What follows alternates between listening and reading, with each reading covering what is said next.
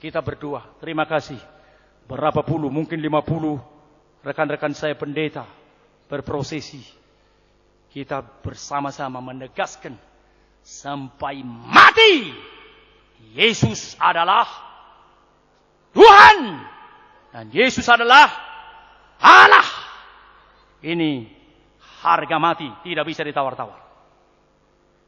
Itu sebabnya saya bersyukur sekali ketika akhirnya kelompok itu yang pindah, bukan kita yang pindah. Saya ketika akhirnya berkata, maju terus. Saya pikir, kalau sama-sama maju, mungkin akan terjadi mara bahaya besar. Saya berpikir dalam hati, mungkin suara bisikan dari mana menguji. Kalau akhirnya terjadi, maka pengkhotbahnya akan digorok. Pengkhotbahnya dulu akan mengalami kesulitan. Karena membenturkan dua kelompok. Kira-kira bagaimana? Dalam self-talk bahasa pribadi. Saya berkata sama Tuhan, Tuhan, sebenarnya saya ingin mati aman, nyaman, enak masuk surga. Saya takut mengalami bentur seperti ini. Tapi kalau ini adalah hak istimewa bagi saya. Harus mati demi semua tema besar. Yesus Tuhan dan Allah. Saya siap untuk itu. Dan puji Tuhan, tidak mati kan saya khotbah sekarang. Puji Tuhan, mereka berbaik hati pindah. Kita beribadah dengan enak. Secara praktis apa artinya saudaraku? Yesus Tuhanku dan Allahku. Apa artinya ini saudara? Perhatikan, tidak dikatakan Yesus Tuhan dan Allah, tidak. Tapi lihat, Yesus Tuhanku dan Allahku. Itu berarti pengalaman, itu berarti personal. Tidak bicara Yesus Tuhan, Yesus Allah, tidak. Yesus Tuhanku, Yesus Allahku. Ada kepemilikan, ada pengalaman yang hidup, menggabungkan pernyataan teologis dengan pengalaman praktis. Ya, memang Tuhan. Sekalipun seluruh dunia tidak percaya engkau Tuhan, kau tetap Tuhan. Sekalipun seluruh dunia tidak percaya engkau Allah, kau tetap Allah. Tetapi saya Thomas mau berkata, you are my Lord and you are my God.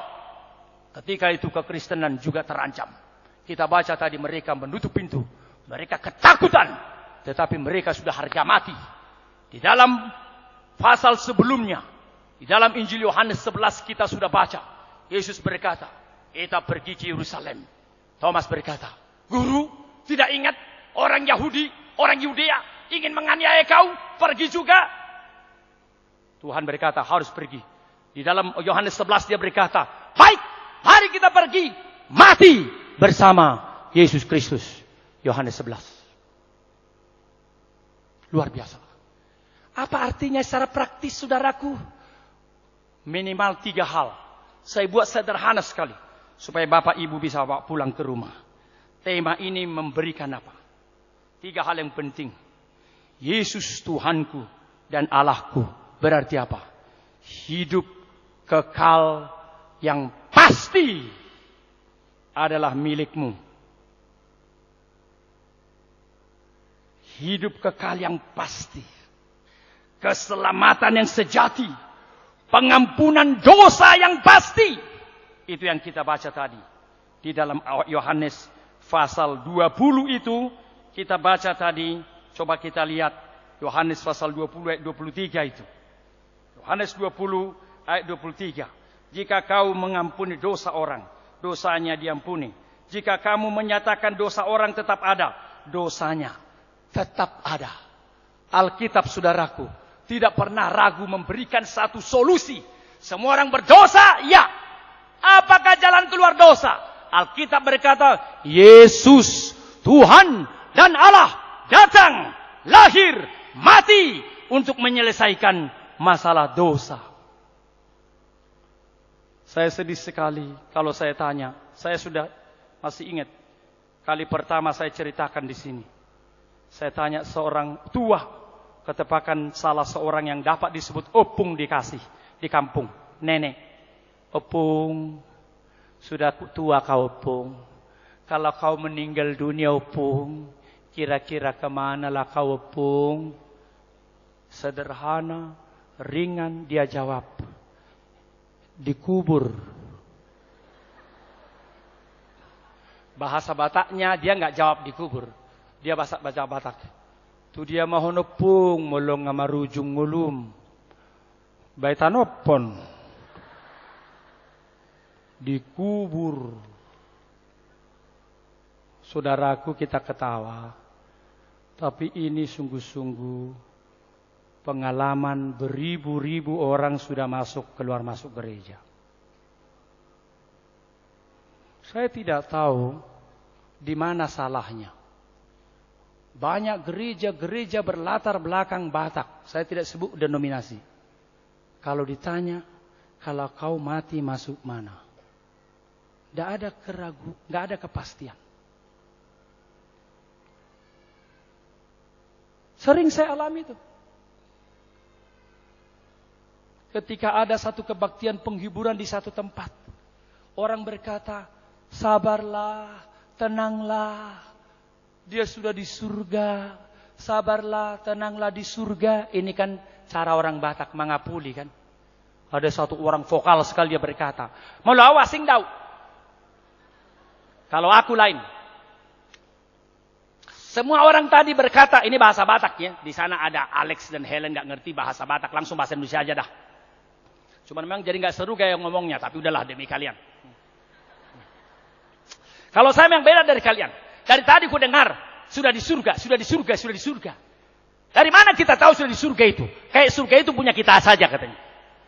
Apa kok nama kirim mahita tu de bata. Bata dokma. Bahasa yang dia ma ijalo tu hatta di juluna. Balik lagi bahasa Batak. Maksudnya.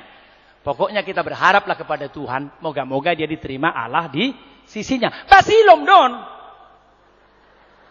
Paru tutuki deh. Paru tutuki. Itu kan? Memang begitu kepercayaan saudara-saudara kita tertentu bukan? Oh maafkan. Saya bukan bermaksud menghina loh. Yang mau saya katakan adalah memang keimanan mereka begitu. Kita berharaplah supaya kita masuk surga. Ini tidak ada ajaran seperti ini di dalam kitab. Barang siapa percaya sudah beroleh hidup kekal.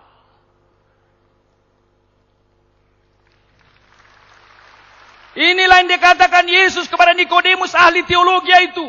Karena Allah begitu mengasihi si dunia sehingga diberikan anak tunggalnya supaya setiap orang percaya kepadanya tidak binasa melainkan beroleh hidup yang kekal. Perhatikan kalimat itu agung. Ada Yohanes 3:16, ada dalam bahasa Inggris, bahasa Jerman, bahasa Batak, bahasa Jawa, bahasa ribuan isinya seperti itu. Karena Allah begitu mengasihi si dunia sehingga Yesus lahir ke dunia seperti nyanyian Judika. Bukan saja Yesus lahir, Yesus mati supaya setiap orang percaya tidak binasa melainkan beroleh hidup yang kekal. Karena apa? Yesus Tuhan dan Allah.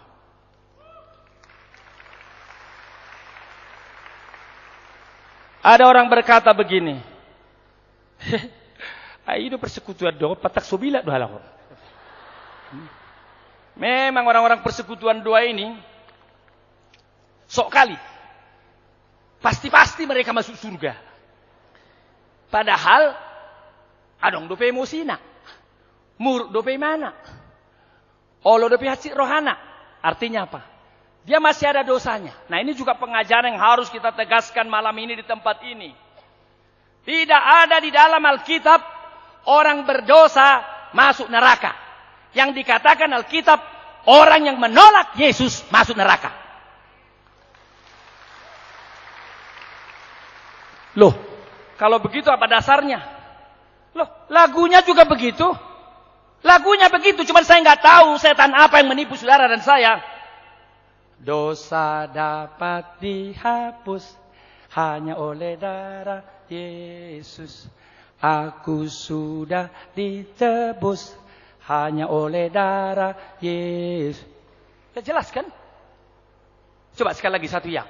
Dosa dapat ditebus hanya oleh darah Yesus. Aku sudah ditebus hanya oleh darah Yesus. Oh, darah yang kudus, darahnya penebus. Aku sudah ditebus hanya oleh darah Yesus. Perhatikan, keselamatan langsung dikaitkan dengan darah Yesus. Luar biasa. Itu sebabnya ketika saya khotbah di HKBP Tebet pas Jumat Agung, saya merenungkan kedalaman kasih Tuhan sehingga keselamatan kita terima. Ketika sebelum saya berkhotbah, ada kor bapak dan ibu yang mereka pakaian baju gelap semua yang mengerikan buat saya. Mereka menyanyikan apa itu? Eli, Eli begitu. Ale aman berengawon hai kontaonoku molotungi sai saut noi. Waktu mereka bernyanyi saya nggak tahan, saya meneteskan air mata. Sekeras sesudah itu saya khotbah. Dan khotbah itu ketika ular tembaga dinaikkan. Ingat almanak HKBP waktu itu. Ular tembaga. Ketika orang Israel memberontak. Allah murka. Akhirnya dipakut oleh ular. Mati banyak sekali. Musa berkata, Allah tolonglah umatmu ini. Masa semua mati di padang gurun. Singkat cerita Allah berkata, sekarang ambil ular. Naikkan ke atas tinggi-tinggi. Barang sedia apa dipakut ular. Lihat kepada ular yang ditinggikan, maka dia tidak akan mati, dia akan selamat. Dan kalimat itulah dalam Yohanes 3 dikutip oleh Yesus, sama seperti Musa meninggikan ular di padang gurun, demikian anak manusia harus ditinggikan supaya setiap orang percaya tidak binasa. Saudara, apa artinya ditinggikan? Naik ke kayu salib. Renungkan sebentar film yang kalian tonton itu, The Passion of the Christ. Artinya keselamatan, ditinggikan. Maka Yesus begitu menderita untuk engkau. Itulah ketika saya berkhotbah, Eli, Eli, lama sabatani. Di HKBP Tebet saya nggak bisa menahan air mata. Sepanjang khotbah saya menangis terus. Setelah saya khotbah dalam hati, Tuhan, kiranya jemaat Tebet tidak akhirnya tersandung karena saya nangis. Memang saya nggak bisa tahan, Tuhan. Saya tahu di HKBP memang tidak terlalu dibiasakan menangis, tapi saya tidak tahan lagi karena cinta kasih Tuhan yang luar biasa. Tetapi dia tidak hanya mati seperti kata firman Tuhan. Dia bangkit. Karena dia Tuhan. Kiranya